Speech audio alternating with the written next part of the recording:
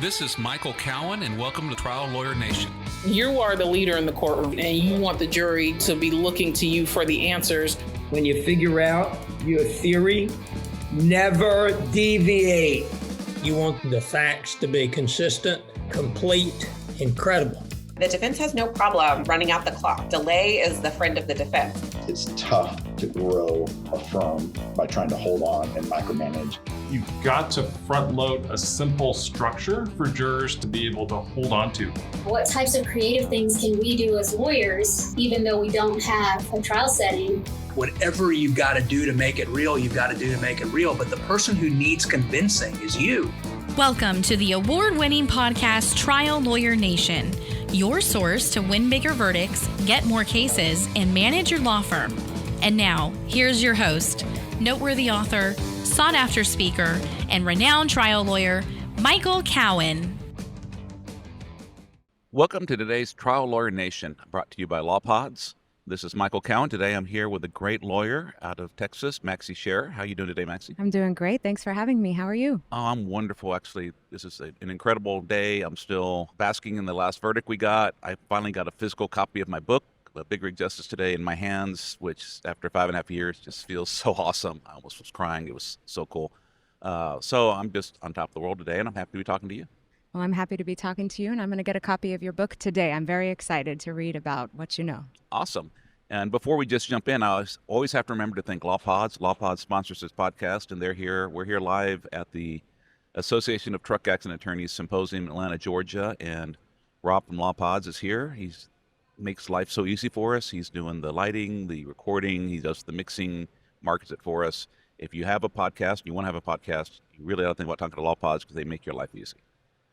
So let's jump in, and let me talk a little bit about you now. So, Maxey, tell us a little bit about yourself. Okay. So I'm from El Paso, Texas. I was born and raised there. I went to college at UMass Boston.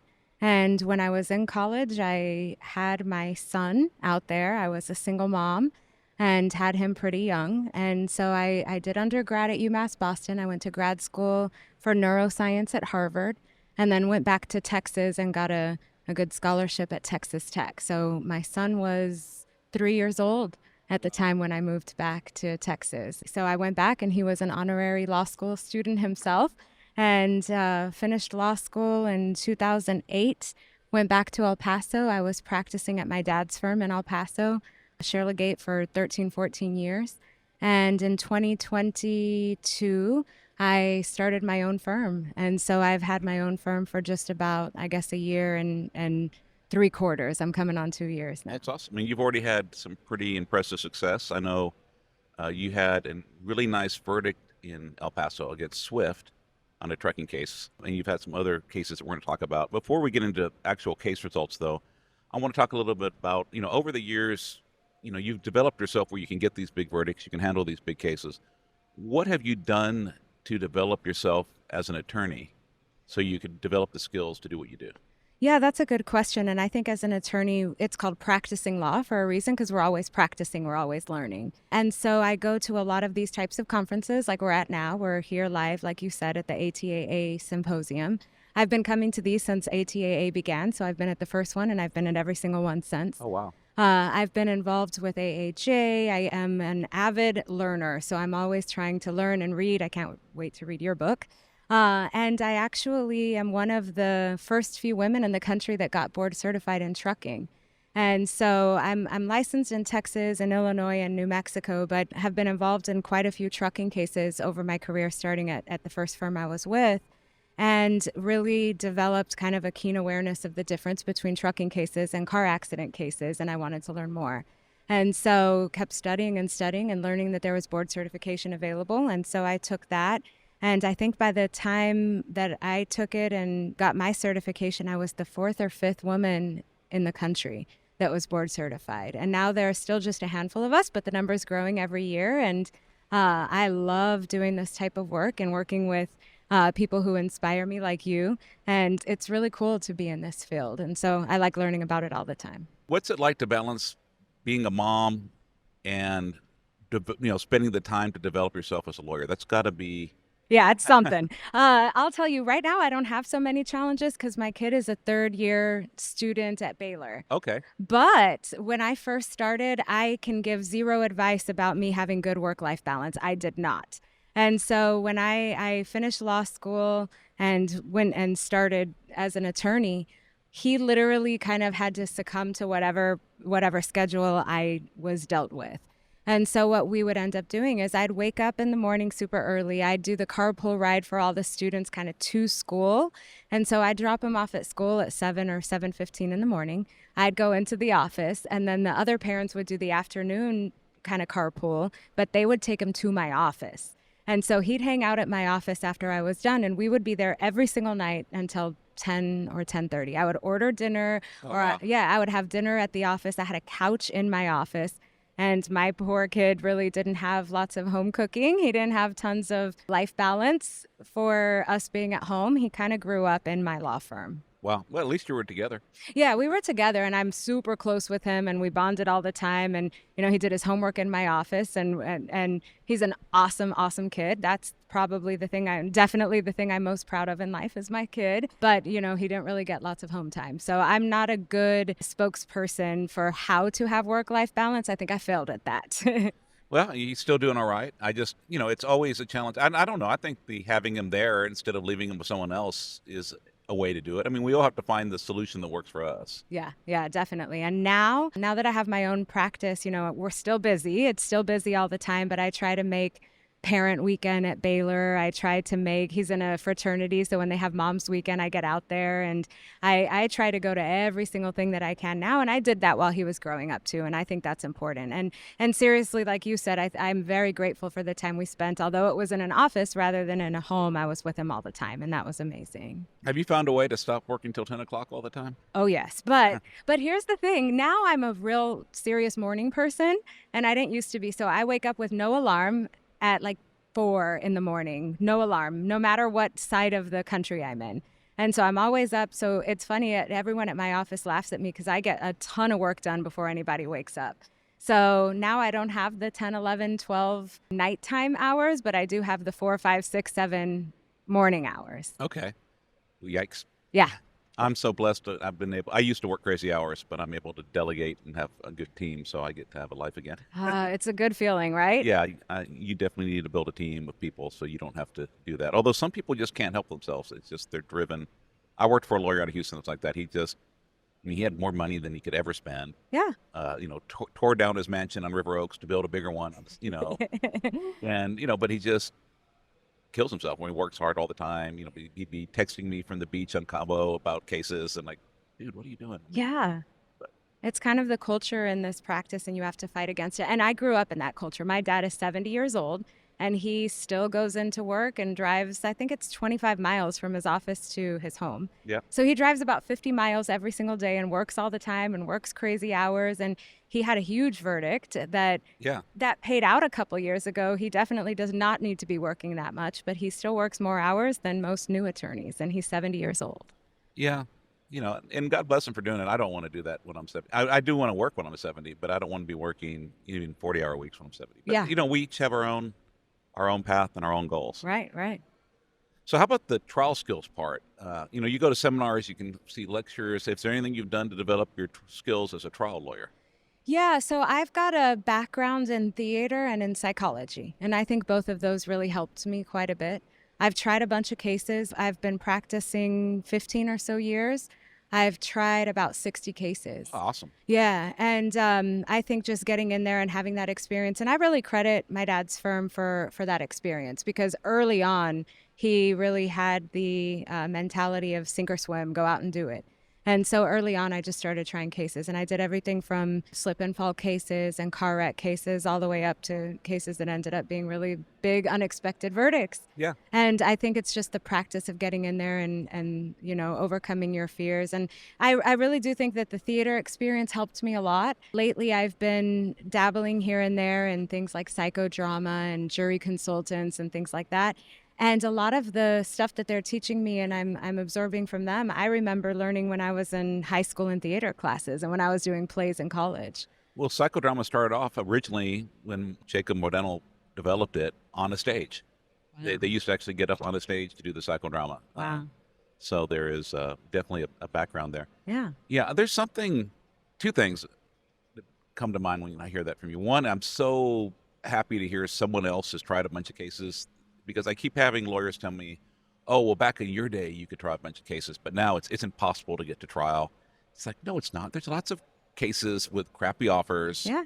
And they're not that big of a case. You can just go in there and roll up your sleeves and try them. I think we just have to decide that we're willing to try them, that we're willing to not have the best result every time. Right. And then you get those surprising results. And I think that's how you build your reputation, is when you might take it might take 3 or 4 trials to get that really good result. But when you get a good result in a trial that nobody else could get, or no one else would expect you to get, it feels like, wow, well, if you can get that on a slip and fall case, what could you do with a bigger case? Yeah. If you build your way up. So absolutely. I feel the same. I think you also set the precedent for your reputation on whether you're going to try cases or not in this type of field, right? And so if they know you're going to settle low or settle quickly, then that sets the standard for future cases. And if they know you're going to go try them and that you're willing to go try the case that maybe other lawyers wouldn't have even accepted, and you're putting all of your eggs in that basket and going and bringing in whatever you need to bring in to properly try the case, then that also sets the precedent for future clients. it really does. Mallory and I were talking about a case, and it's going to go to trial, and we were talking. She was asking me about the budget. Like, does it really make sense to do these things? Like, yes, it does, because people need to know win, lose, or draw. If we're going to try the case, we're going to go all in. They're going to get everything. I don't care if I make money on that one case. This is about, yes, it's the client. We want to get them the best result, but it's also about our entire docket, our entire reputation. Yeah. So when you go in, you got to go all in. You don't just go, well, we're probably going to lose. We'll just kind of half-ass it. Yeah. Not bring the live doctor, not hire the expert, not do the exhibits. No, if you're going to try the case. Yeah. If Try you're going to accept the case, try it. If you're going to accept the case as a trial lawyer, be willing to try it and put the money where your mouth is. And, it may not be the biggest verdict you'll ever get. You may not win. But we have I think, obligation when clients come in and we say, we're going to help you.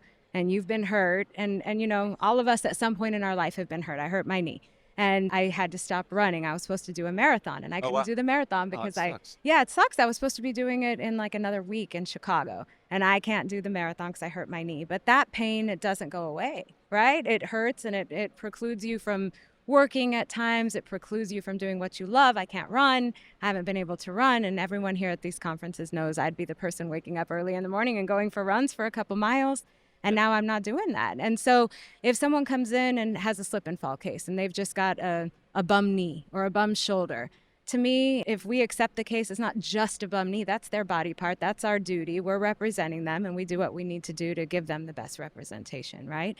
And so when I hear people say the same questions and they say, is it worth it? Should we put the money into it? My answer is always like, absolutely. Let's do it. Or don't take the case and let someone else do it. I mean, Exactly. that's like, no, I don't take a lot of the cases I used to try anymore because I'm blessed with better cases, and I can't take time away from a family that lost somebody or paraplegic to go work on a slip and fall case with soft tissue now, just because it's not fair to me, it's not fair to the client, and it's not fun anymore. Yeah. But starting off, I mean, you need to do it, and there's something about the repetition. I don't know, was there a number of trials where you felt like things changed for you, like it got more comfortable, it got easier? I don't know that it ever feels easy or comfortable.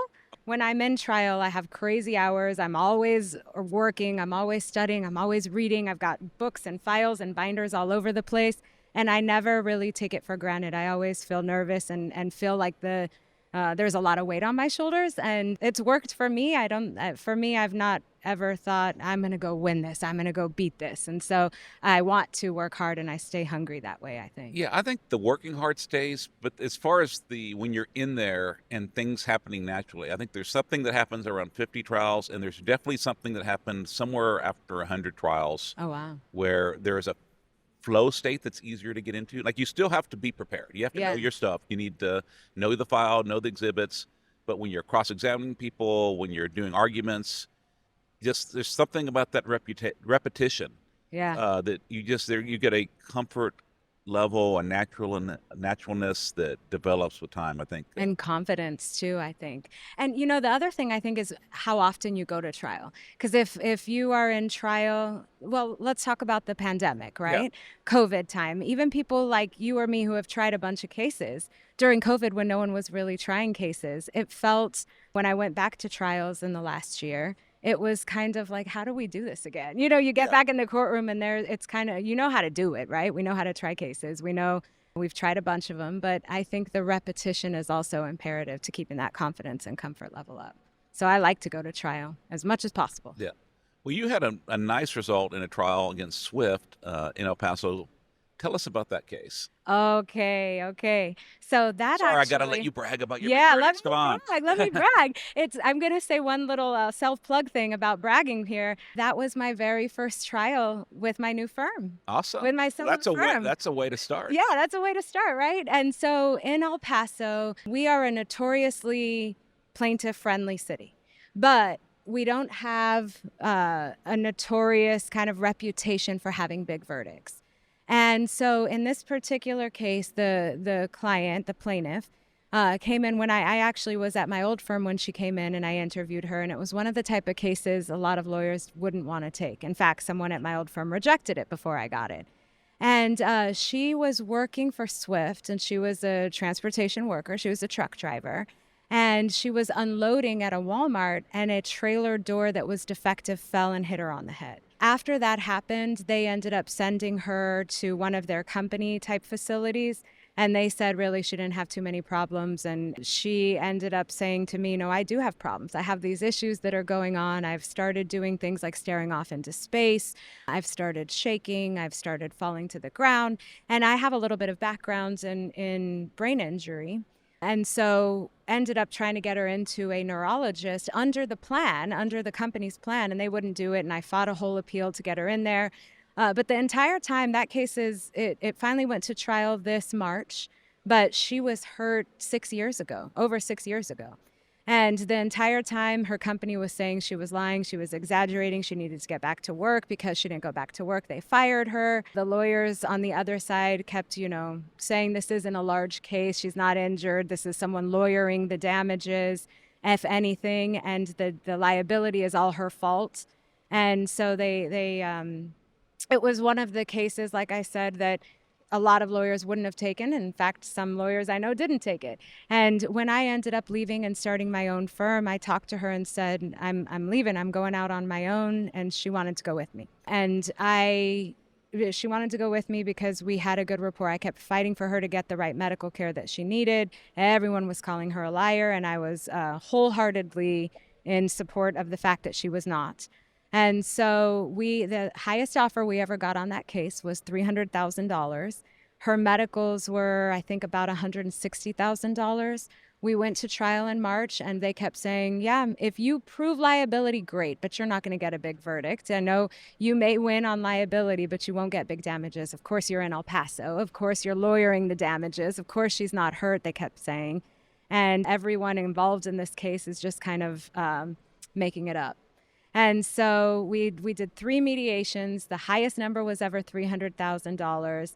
I got involved with Robert Collins at kind of right close to trial to see if he'd come help me try it with me. And we did some jury consulting and did some mock trials.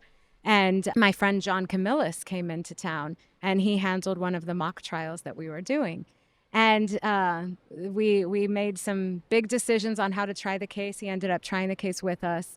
And we got a $10.65 million verdict. That's incredible. Yeah, it was the first 8-figure verdict in El Paso since the 90s. The last one was my dad's in the 90s. And so they kept saying it's not going to happen. And it definitely made waves, and rightfully so. She was hurt. And calling her a liar, calling her family liars, terminating her.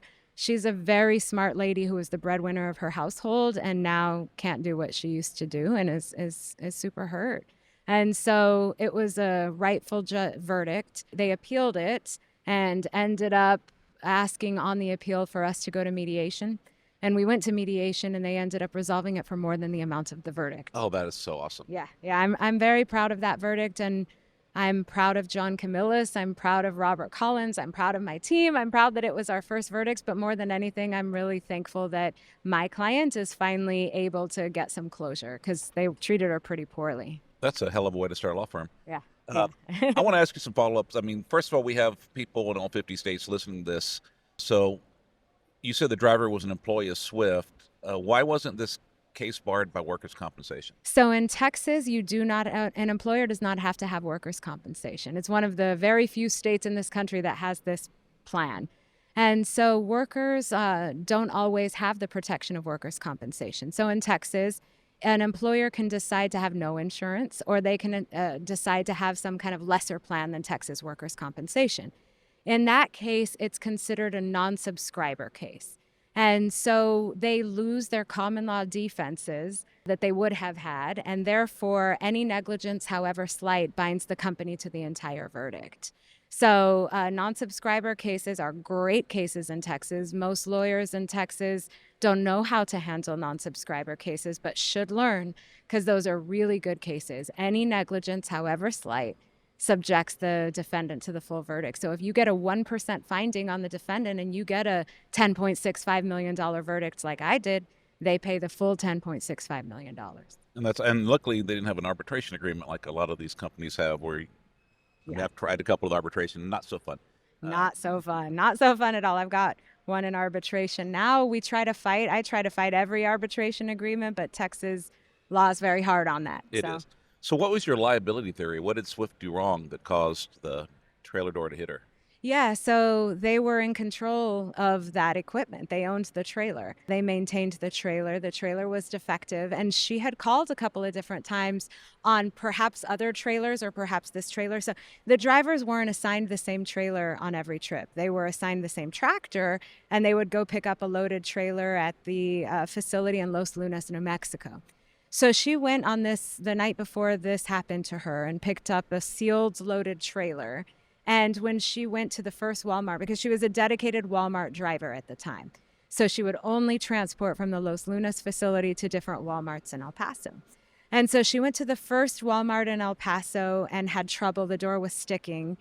She did not call Swift on that day, because on previous occasions she had called them multiple times. And what dispatch had told her, although, by the way, Swift disputes this happened, but this was her testimony, which her testimony was that dispatch would tell her, use your force, jam it open. Sounds right. Yeah, open it, do everything you can, get that open. And instead, they should have put that out of order. So on this particular day, she didn't call it in, but she had been trained by them, use your force, get it open. And she couldn't, so she asked 2 Walmart workers to help her, so they helped get it open. And then at the second Walmart, the same thing happened. 2 Walmart workers helped her jam it open, and they left to go get their dollies that they were going to unload the equipment, not the equipment, the produce that she was bringing. And she walked in to get her numbers she needed off the chart, and the door fell on her head. Ouch. Yeah. And it's not just a regular door. I mean, these are 305 pounds landing straight on her head. Ouch. So you talked about, you have a company doctor saying, oh, there's nothing wrong with you. You don't have a brain injury, or if you had one, it got better. I guess you have a neuroscience background. How does that help you on that type of case? Oh, completely. So they hired in this case, and in all my cases, really, there are tons of experts on the defense side that they hire. And that's my favorite thing to do. I think I was talking about this with you before the show. My favorite thing in the whole world of litigation, of trial work that I love to do, is defense experts. And especially the neuropsychs, especially the neurologists, the neuroradiologists, because I am a nerd when it comes to brain injury. I read about it all the time. I subscribe to all the journals. I'm friends with a bunch of brain injury doctors. Oh, wow. Those are the circles I just get real geeked out to learn about and hang out with and learn from and research. And so I don't stop that for my own personal fun and personal reasons with a family member that has a brain injury. And so when I am getting ready to take defense expert depositions, I already do all my homework anyways. I learn all the stuff that I can hit them with, but particularly in brain injury, because that's near and dear to me. So as far as, first of all, when you see a client, because a lot of times, unfortunately, our clients, they go to a doctor, the doctor, like a non-physician, takes the history, the doctor spends 45 to 90 seconds talking to the client, and they're thinking about neck, back. They're not doing the kind of detailed exam or spending the time with the people that you need to pick up some of the more subtle things from a brain injury that can really, while not obvious, can really have a serious lifelong effect on someone's life. What are things you look for, like, to suspect, well, maybe this client's got a brain injury? Yeah, that is something that is really frustrating to me too, Michael. And so I'm super glad you brought this up. In the last 3 weeks alone, I have talked to 2 different lawyers. They've come to me and said, I know you've got brain injury experience, and let me tell you about this case that I'm on. That I don't know that they've got a brain injury. They were talking about their clients. 2 different lawyers from 2 different firms, 2 different cases. And they said, these are kind of the back injury problems they have, but I heard you talking about brain injury, and now I'm thinking maybe something could be there, but they've denied all these problems in front of their doctors, and there's nothing in the notes about it. And I said, hey, can I talk to your client? Let's do a Zoom, and I'll show you how to do a history and see what's going on with them. And in both of those cases, at both of those, one of them, the lawyer had represented the plaintiff for about 3 years, and the other one for about 1.5 years. In both of those cases, after talking through what their symptoms were and what they were going through, the lawyer ended up, on both cases, talking to me, both lawyers, and said, we didn't even know to ask those questions. Yeah. And so thank you for taking the time to do it. And now they're going to go and see their neurologist or whatever, their primary doctor, and give this accurate history of what's going on and see what they are diagnosed with. And both of them were diagnosed with traumatic brain injury. So, but unfortunately, you've got a big gap now. With the defense will argue, well, who knows what's happened in that year or 3 years? Yeah, or it's lawyered, it's made up because Right. but it's not. I think it just it really depends on taking your time. Yeah. And so when somebody comes in and they've been involved in a bad truck crash, for example, and they're telling you they've got headaches, or they're telling you that they may have lost consciousness, or that it was a real bad hit, or if you can look at the pictures and know that there might be something there, if there was acceleration, deceleration, I mean, whatever it may be, if you can go through and take the history that maybe doctors don't have the time to do. And there are a lot of different symptoms. Once you learn about brain injury, you can ask people about that they don't even know are potentially related to a brain injury, right? Like staring off into space could be a form of a seizure.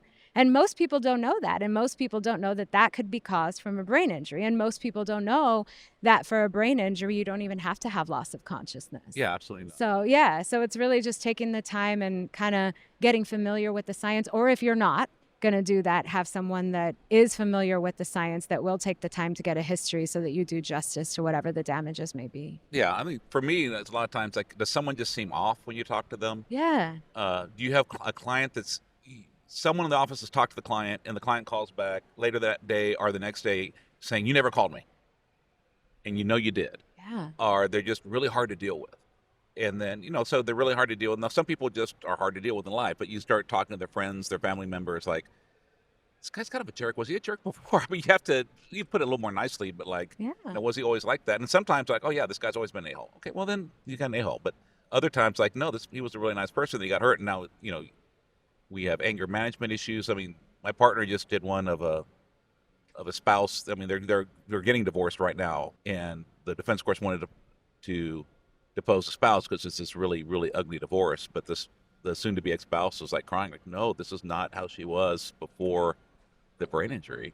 Yeah. It's just, not at all. And talk about a credible witness. I mean, when someone who's divorcing you at the time says you're hurt, you're probably really hurt. Yeah, and brain injury is so incredible because the sequelae and the symptoms that people may suffer they don't even have to look like the next one, right? They're so different, and it's heartbreaking. And I alluded to the fact that I have a family member, I have a niece that suffered pretty serious brain issues. And the way that she changed has been very noticeable and very heartbreaking for the family, and we're working through it all. But, the way that affects each and every person is so different, and the way that affects their family so different. And it's really just, as lawyers, about taking the time to see what this impact, right? What this crash, what this accident, whatever the case may be, what it's done to them and to their family. So I'm curious, because there is a debate in the brain injury lawyer community on one issue, is what do you think about neuropsychologists? I love when the defense has neuropsychologists. Okay. That's my favorite thing ever. But for neuropsychologists, for our clients. Yeah, so I make a joke about it because the neuropsychologists, they kind of hate me. I've got a reputation of doing a very good job against defense neuropsychologists. I have a few neuropsychologists that I've used on cases that are really good and really qualified and really good at explaining the issues that the plaintiff's having to the jury. So I think it's case by case. If there's a lot of like neuropsychological effects that can be found on testing and that can be found in the one-on-one conversations, the neuropsychologist may be helpful. I don't tend to use them on every case, but few and far between, I would say, and occasionally it's really helpful. Each year, the law firm of Cowen Rodriguez Peacock pays millions of dollars in co-counsel fees to attorneys nationwide on trucking and commercial vehicle cases. If you have an injury case involving death or catastrophic injuries and would like to partner with our firm, please contact us by calling 210-941-1301 to discuss the case in detail and see where we can add value in a partnership. And now, back to the show.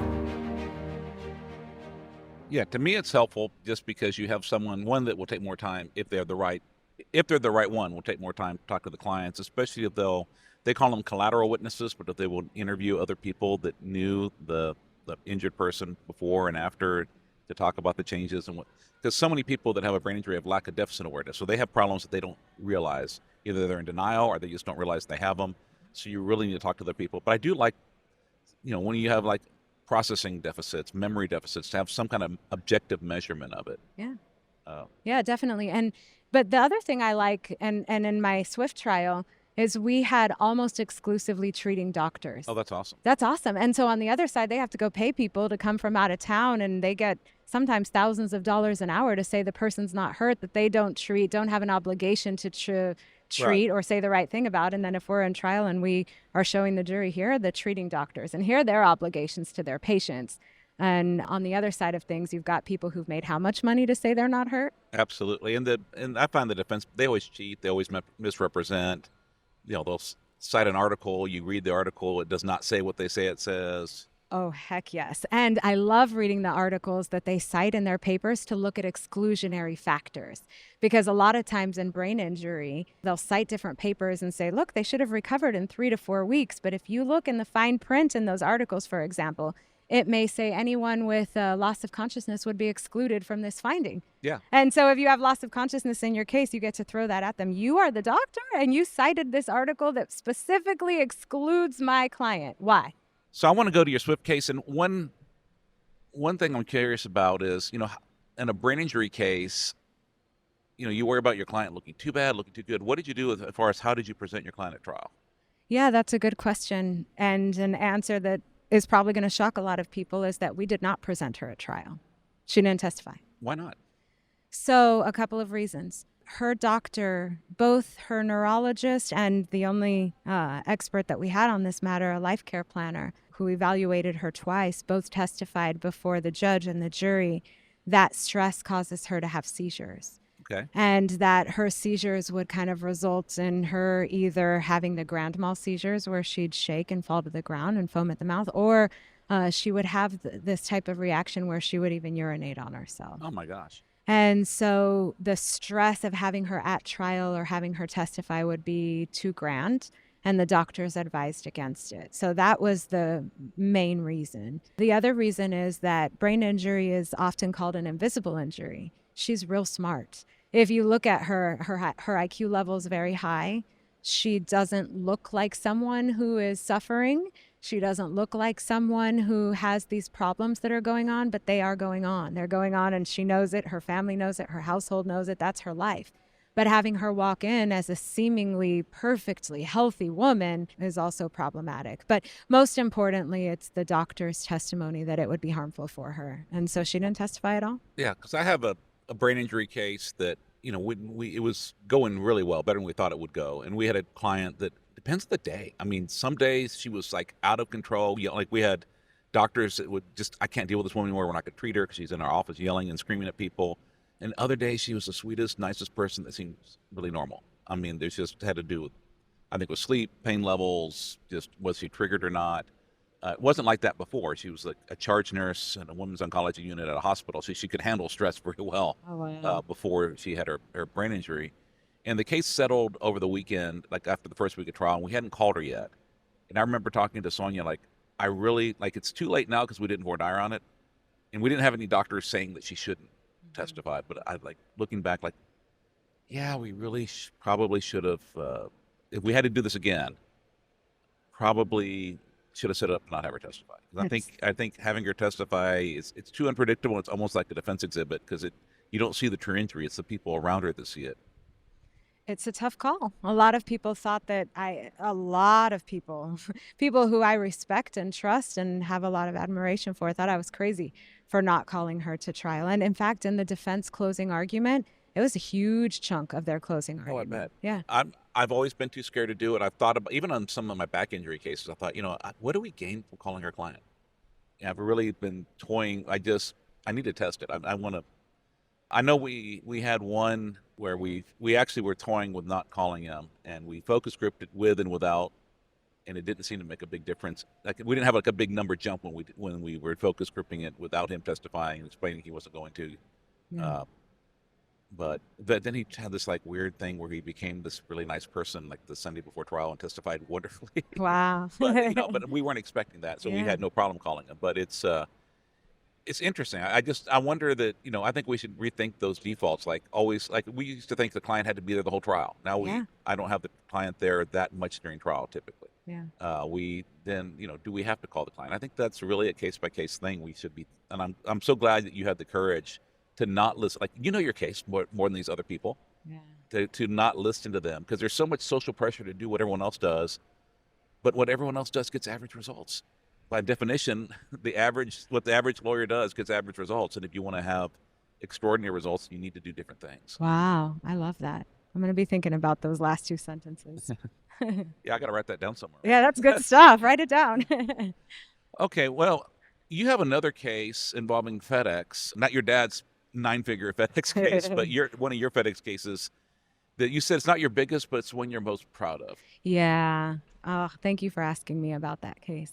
So we represented, and this was back with my old firm, so it's not a case that's actively going on now. It's been resolved.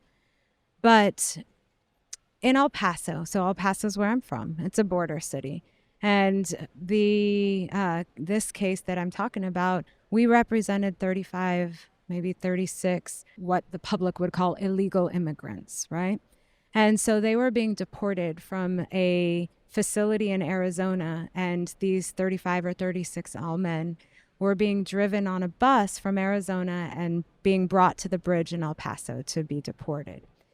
The contractor that was transporting them ended up getting in a pretty bad crash with a FedEx truck. They rear-ended a FedEx truck that was stopped on the highway.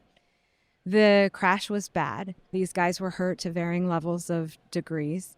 The driver of the bus was hurt. The co-driver of the bus was hurt.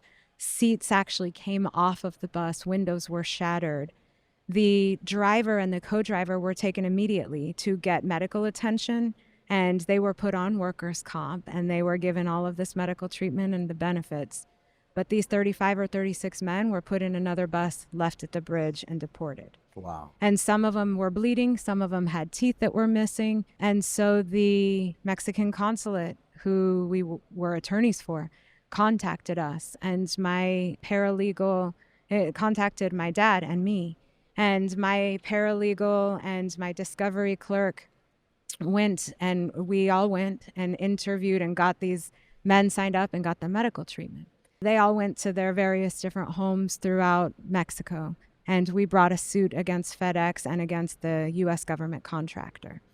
It was in federal court, and what the defense lawyers in that case ended up doing is they set all of these men for depositions in Texas, in the United States, knowing that they couldn't show up. Yeah. They had been deported, right? And so they didn't show up. We had advised them that that wasn't going to happen. And after that happened, these defense lawyers filed motions to dismiss and motions for summary judgment because there was no evidence of damages by the plaintiff. We went forward before a wonderful judge in El Paso and talked about the fact that this was a scheme. This was a game. Yeah, These were Mexican citizens. It's not like they had the power to appear if they wanted to. Exactly. And so we made arrangements. Let's go depose them throughout Mexico. Let's do it via, at the time it was Skype. I didn't know about Zoom at the time. Let's do it via Skype. And they wouldn't do it. They said they have the right to sit in person and talk to them and watch their body movements. They don't agree to do it via Skype. We said, okay, let's go into the interior of Mexico and depose them. We'll make all the arrangements. Yep. And they didn't do it. So they had testimony and brought articles about their safety, Right. about how it was dangerous for them and they shouldn't be compelled to travel into Mexico, including Juarez, which is a 5-minute walk from downtown El Paso. It's right there. It's our town. Juarez and El Paso are the same town, really, where it's a sister community. And so these lawyers who are from El Paso and practicing in El Paso go before the judge and testify about how dangerous it is, and they're afraid and they won't go into Mexico, even Juarez.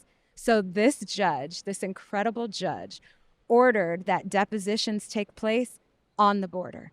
Yeah. And so we all did these security clearances, and for a month, Michael, it was really cool. For a month, she ordered the U.S. Customs, where the bridge was, where people would come in, make a room available so that depositions could be there and that our clients could sit on the Mexico side of that building with us, and then the other lawyers could sit on the U.S. side of that building. And so it was incredible because we ended up bringing these men from all over Mexico, flying them in. They got medical treatment in Juarez. We brought them to the bridge. Some dropped out of the case, though. A couple of them said, we don't know what's happening. We're a little bit scared of this process. We're not trying to go to U.S. Customs. And you all deported us, and a couple wanted out. But for the most part, all of the clients stayed in and trusted us. And we flew them into Juarez. Some had to take buses, got them medical treatment so that we had a doctor in Juarez that was going to testify, and they had an IME that was performed. So it was pretty cool. My office was like a machine. We'd pick up at the airport, take them to the hotel, take them to their doctor's appointment, take them to the quote-unquote IME that the defense set up, and then bring them over to the bridge to give deposition testimony. And this was like a whole 30-day process. So every day for 30 days, this machine was going on. And at the end of that process, after we got the doctor in Juarez and all these depositions done, that case resolved, and each and every single one of those clients got a settlement that they were happy about. But I'm just really proud of that case because they were treated poorly. Teeth were missing, blood was, like I said, some of them couldn't walk. They were bleeding and they had real serious injuries, and they were just left on the bridge to fend for themselves. That is awful. Yeah. Well, I'm glad you were able to do something. Yeah, there are a lot of logistics. I mean, I'm from Brownsville, so we've handled a lot of cross-border litigation as well. There's a lot of logistical challenges. You can't necessarily get doctors in Mexico won't necessarily give you medical records. Trying to make sure your clients get decent treatment when they're down there. Finding a doctor, getting a doctor to testify. There's a lot of issues. And then what do you do? Like when the defense won't cooperate and your client cannot cross the border. You can sometimes parole them in if you go and beg, but once they've been deported, it's really tough. Nearly impossible. I don't know how we did it. My co-counsel just on one, it's awful. There was a woman lost two sons in a truck crash, and even though she'd been deported before, they let her come in to make the funeral arrangements. And, oh, wow. But I was surprised. We just figured, well, it doesn't hurt to ask, Yeah. Well, good for you. I'm glad she was able to do that. How sad. I had nothing to do with it other than saying, use the word humanitarian parole and be really nice. Well, good advice. Good. But then you've got to make sure when you do that, they're on you. You are responsible to make sure that they are back in Mexico at the end of this period. And if I don't know what the consequence is to you. I know there's some, I don't remember what it is, but the other thing is you will never do it again if your person doesn't go back. Oh yeah, you won't get that privilege. So, but yeah, it is a challenge, but that's part of what we do is represent the people that really need representation. It's a cool honor, isn't it? It really is. Yeah. And it's fun and it does feel good. Yeah. Well, this is kind of totally outside of, but you wanted me to ask you, and I think it's something that's really cool. Your son is also making a name for himself. Yeah. So my son, I early on told you that's what I'm the most proud of. He's just a very good human. He's a good kid. We moved to Houston when he was an incoming junior, and he didn't know anybody in Houston, and he was really good at music. So he had taught himself to play the guitar and the piano and the drums and all these different instruments. So he's always been a very social kid. He's always been very popular. He was invited to a party and he was sitting over at the corner in a party playing the guitar, and he'll tell you first, he's super handsome. And so people were kind of circling around him, and one of the kids who circled around him was a big musician's kid. And so they ended up hearing him play the guitar and saying, hey, we need to get you in the music industry. So they brought him into the studio, and he was recording at the studio where a rapper named Travis Scott records in Houston. Yeah. And he did one song, and it went super TikTok viral. He got dances from famous people. They did I say he's a great human, but the dance was a little bit vulgar. His songs are a little bit vulgar. It's lots of bad language. It got 90 million hits on TikTok. Oh my gosh. Yeah. So even just yesterday, he was having meetings with record labels and things like that. He's a third-year Baylor student, but he is a very successful hip-hop musician. And I don't know how he got into hip-hop. He was playing the Beatles and playing Nirvana and playing the Eagles music on his guitar. But like I said, he did one song that went TikTok viral, and since then has become a rapper. His rap name is Sonoda. Sonoda. Yeah, which is Adonis spelled backwards. I told you he's the first one to say he's handsome. That's a very humble name, right? Adonis spelled backwards. I never would have thought Baylor in rap. Yeah. And they've had him perform at Baylor, and they've had him on a couple of different TV shows and things. And I'm like, how is Baylor promoted? Because if you listen to his music, you don't want kids around. It's lots of bad language. Yeah, Baylor, where they used to kick you out of school, they found out that you did something they didn't approve of with the opposite sex. Yeah, they're changing, or he's forced his way in. I don't know what happened there. That's awesome. Well, that's got to be so awesome to see your kids succeed. Yeah. I mean, I'm sure your dad feels that way when you go get a verdict. He says so. And yeah, there's nothing that brings us more joy than that, I think. Watching my kid do anything is more important than anything I do, but particularly, his success in college and in this music world, and he's just a great person. My oldest son's a freshman in college, and he just told me a few months ago he wanted to go to law school. He always said, no, I'm going to forge my own path. I don't want to be a lawyer. And now for the first time, he said, yeah, I think I do want to go to law school. Did you try to convince him to be a lawyer? Or Hell stay neutral? No. What I've told him, because he's asked me before, because the way he would ask me, it's like, well, if I would become a lawyer, basically like, will you just give me everything? Oh. And, I'm like, no. Yeah. Good answer. And I said, really and truly, like, if you want to be a lawyer and you think you'd enjoy it, then do it. And I would do everything I can to give you the resources and the connections to give you an opportunity to succeed. But I said, everyone I know whose parents push them to be a lawyer that doesn't really have the heart to do it, they are miserable. They either quit or they get to be alcoholics, drug addicts, just really unpleasant people. So just do what makes you happy. Do what makes you happy, yeah. And if you can find something that makes you happy and allows you to have the lifestyle that you're used to, it's a little better. Definitely. Because he's, very spoiled. I said I wasn't a spoiled kid, and now it's like, it's so hard. Freaking spoiled. It's hard when there's this wonderful human you created right there to keep him humble. It's hard. Yeah, just like, well, Dad, we went to Scotland last year. I don't want to go 2 years in a row. It's like, gosh, I mean, I would have died when I was in high school to be able to go to Europe. I know. Yeah, can't we go to another continent? I've already been to Europe a few times. It's like, what have I done to this kid? But yeah, but it's a good thing. I'm excited that your son wants to go to law school, and let's see all of the great things that he can do. Because all we want is for our kids to surpass us, and for your kid to surpass you, it's going to be amazing because you've already done so many great things. Yeah, he hasn't finished his first semester of college yet, so let's wait and see. Like I said, we'll wait. We'll give him time. If he wants to do it, I'm all for it. I'm all in. But like I said, it's up. I don't think one of us should force our kids to do. I let him pick his college. If given his selections, I would have picked a different one. He wouldn't apply where I went. It's what it is. Yeah. Oh, Baylor was my last choice for my son, Tristan. Yep. I was trying to talk him into going to the East Coast. He was born in Boston. He got into some really good schools in Boston. Yeah. And he said, no, this is my path and this is what I choose. And he's now talking about wanting to go to law school. He'd be good at law school. He'd be a good lawyer. But who knows? If you try and force your kids to do anything, it creates tons of resentments. That's what I learned. When I pushed him, he did the opposite. So when I let go, it's kind of like juries. When you let go, you get what you need. I mean, you let go, you trust people, they do the right thing. When you try to force it because you don't trust them, that's when you get the resistance. Those are beautiful words that I've been hearing pretty recently. Trust the jury. Yeah.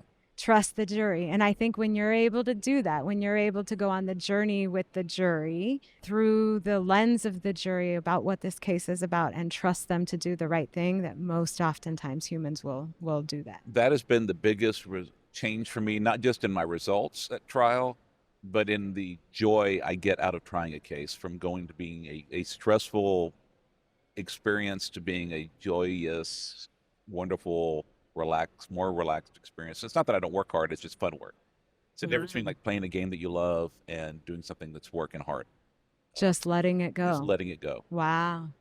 But it's taken a lot of therapy, a lot of personal work, a lot of practice. Yeah, that's not to get easy. there. And most lawyers have a lot of control issues. So Yeah, and I have too, but I've really learned that I have given up the illusion of control because I can't control what a jury's going to do anyway. I You control can? what a judge is going to do. I can control what I do. Wow. And so I just focus on me and let them, just trust them to do the right thing. And if they don't, well, at least, the illusion gave me comfort. And you gave it a damn Yeah, good effort. because if not, I mean, then when you don't trust them, you're miserable throughout the trial. Absolutely. That's good advice. All right. Well, Maxey, thank you so much. If someone wants to find you, they have a case they want to talk to you about, they have something else, in the world, how do you find Maxey? Yeah, so my website is www.scherrlawfirm.com. You better spell that. Yeah, SCHERR. www.scherrlawfirm.com. Awesome. Well, Thank you for thank having you so me. much for coming on, and thank you all for listening. I'm just going to shamelessly plug my book. Again, my book, Big Rig Justice, 5.5 years of my life, everything I knew about trucking as of about 6 months ago, is out from Trial Guides. Go to trialguides.com. You can order it. If you like it, if you can give me a 5-star review on there, it would really just make my day. I don't make any extra money off that, but it just makes me happy. So thank you all so much for joining us today on Trial Lawyer Nation. And Maxey, thank you for coming on. Thank you, and I can't wait to get your book. Thank you for joining us on Trial Lawyer Nation. I hope you enjoyed our show. If you'd like to receive updates, insider information, and more from Trial Lawyer Nation, sign up for our mailing list at triallawyernation.com. You can also visit our episodes page on the website for show notes and direct links to any resources in this or any past episode. To help more attorneys find our podcast, please like, share, and subscribe to our podcast on any of our social media outlets. If you'd like access to exclusive, plaintiff lawyer-only content and live monthly discussions with me, send a request to join the Trial Lawyer Nation Insider Circle Facebook group. Thanks again for tuning in. I look forward to having you with us next time on Trial Lawyer Nation. Each year, the law firm of Cowen, Rodriguez, Peacock pays millions of dollars in co-counsel fees to attorneys nationwide on trucking and commercial vehicle cases. If you have an injury case involving death or catastrophic injuries and would like to partner with our firm, please contact us by calling 210-941-1301 to discuss the case in detail and see where we can add value in a partnership. This podcast has been hosted by Michael Cowen and is not intended to, nor does it create the attorney-client privilege between our host, guest, and any listener for any reason. Content from the podcast is not to be interpreted as legal advice. All thoughts and opinions expressed herein are only those from which they came.